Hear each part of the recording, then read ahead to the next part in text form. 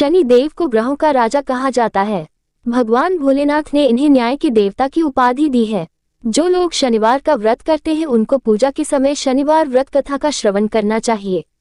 हरे कृष्णा, जय श्री हरि ओम नमः शिवाय। प्रिय भक्त जनों, आज सुनाते हैं शनिवार की शनिदेव भगवान की कथा। कहानी बड़ी ही दुर्लभ कथा सुनेगी, तो आइए बड़ी ही श्रद्धा और प्रसन्नचित्त मन से इस कथा को सुनते हैं।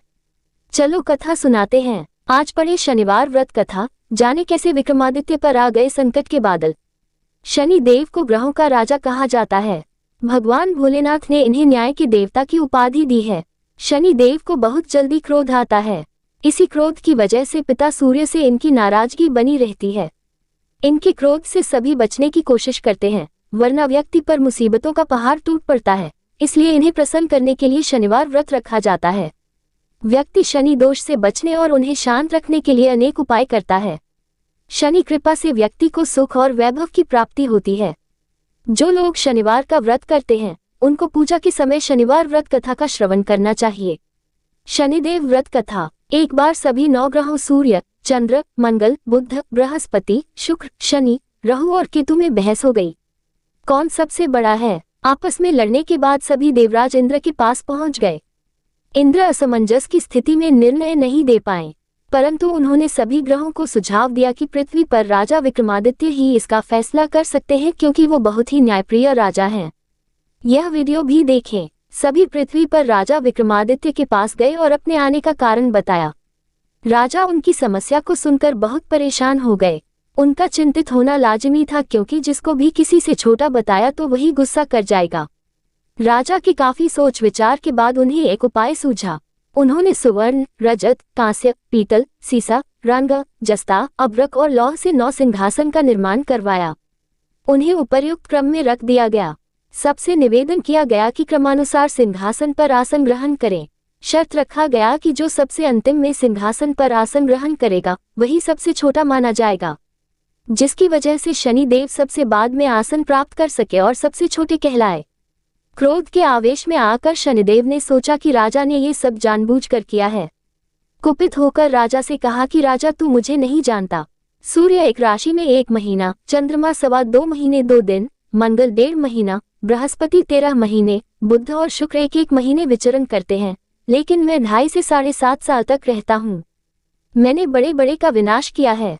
श्री राम की 7.5 आने पर उन्हें जंगल जंगल भटकना पड़ा और रावण की आने पर लंका को बंदरों की सेना से परास्त होना पड़ा।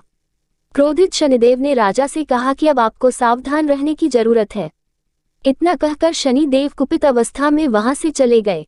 समय गुजरता गया और कालचक्र का पहिया घूमते हुए राजा की 7.5 आ ही गई।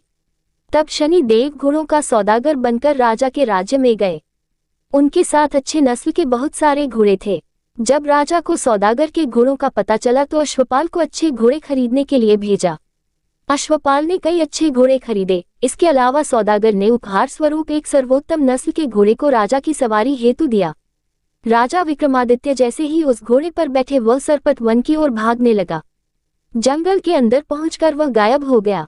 भूखा प्यास की स्थिति में राजा जंगल में भटकते रहे। अचानक उन्हें एक ग्वाला दिखाई दिया, जिसने राजा की प्यास बुझाई। राजा ने प्रसन्नता में उसे अपनी अंगूठी देकर नगर की तरफ चले गए। वहां एक सेठ की दुकान पर पहुंचकर उन्होंने जल पिया और अपना नाम वीका बताया। भाग्यवश उस दिन सेठ की खूब आमदनी हुई। सेठ खुश होकर उन्हें अपने साथ घर लेकर गया। सेठ के घर में खूंटी पर एक हार टंगा था, जिसको खूंटी निगल रही थी। कुछ ही देर में हार पूरी तरह से गायब हो गई। सेठ वापस आया तो हार गायब था। उसे लगा कि वीका ने ही उसे चुराया है। सेठ ने वीका को कोतवाल से पकड़वा दिया और दंड स्वरूप राजा उसे चोर समझकर हाथ पैर कटवा दिया। अंतग अवस्था में उसे नगर के बाहर फेंक दिया गया। तभी वहां से एक तेली निकल रहा था, जिसको वीका पर दया आ गई। उसने वीका को अपनी गाड़ी में बैठा लिया। वीका अपनी जीप से बैलों को हाँकने लगा। कुछ समय पश्चात राजा की शनि दशा समाप्त हो गई। वर्षा काल आने पर वीका मल्हार गाने लगा। एक नगर की राकुमारी मनभावनी ने मल्हार सुनकर मन ही मन प्रण कर लिया कि जो भी इस राग को गा रहा है वो उसी से ही विवाह करेगी। उन्होंने दासियों को खोजने के लिए भेजा, परंतु वापस आकर उन सभी ने बताया कि वह एक अपंग आदमी है। राजकुमारी यह जानकर भी नहीं मानी और अगले दिन ही वह अनशन पर बैठ गई। जब लाख समझाने पर राजकुमारी नहीं मानी तब राजा ने उस तेली को बुलावा भेजा और वीका से विवाह की तैयारी करने के लिए कहा गया। वीका से राजकुमारी का विवाह हो गया। एक दिन वीका के स्वप्न में शनिदेव ने आकर कहा कि देखा राजन, तुमने मुझे छोटा बताकर कितना दुख झेला है। राजा ने क्षमा मांगते हुए हाथ जोड़कर कहा कि हे शनिदेव, जैसा दुख मुझे दिया है किसी और को ऐसा दुख मत देना। शनिदेव इस विनती को मान गए और कहा कि मेरे व्रत और कथा से तुम्हारे सारे कष्ट दूर हो जाएंगे। जो भी नित्य मेरा ध्यान करेगा और चींटियों को आटा डालेगा, उसकी सारी मनोकामना पूर्ण हो जाएगी। शनिदेव ने राजा को हाथ पैर भी वापस दिए। दूसरे दिन जब सुबह राजकुमारी की आंख खुली तो वह आश्चर्यचकित हो गई। वीका ने मनभावनी को बताया कि वह उज्जैन का राजा विक्रमादित्य है। मनभावनी खुशी से फूले नहीं समा रही थी। राजा और नगरवासी सभी अत्यंत प्रसन्न हुए। सेठ ने जब ये सुना तो वह पैरों पर गिरकर क्षमा मांगने लगा। राजा ने कहा कि यह सब शनिदेव के कोप का प्रभाव था और इसमें किसी का कोई दोष नहीं है। सेठ ने निवेदन करते हुए कहा कि मुझे शांति तभी मिलेगी जब आप मेरे घर चलकर भोजन करेंगे। सेठ ने कई प्रकार के व्यंजनों से राजा का सत्कार किया। जब राजा भोजन कर रहे थे तभी जो खूंटी हार निगल गई थी वही अब उसे उगल रही थी। सेठ ने अनेक मोहरें देकर राजा का धन्यवाद किया और अपनी कन्या श्रीकंवरी से पानी ग्रहण का निवेदन किया। राजा ने सहर्ष स्वीकार कर लिया।